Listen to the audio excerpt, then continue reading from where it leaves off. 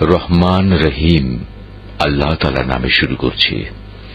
আলহামদুলিল্লাহি রাব্বিল আলামিন আর রহমানির রহিম মালিক ইয়াউমিদ্দিন। সমস্ত প্রশংসা আল্লাহ তাআলার জন্য।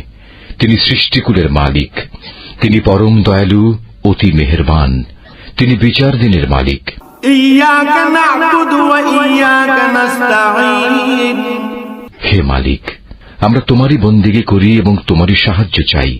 ইহদিনাস সিরাতাল মুস্তাকিম সিরাতাল্লাযীনা আন'আমতা আলাইহিম গায়রিল মাগদুবি আলাইহিম ওয়ালাদ-দাল্লিন।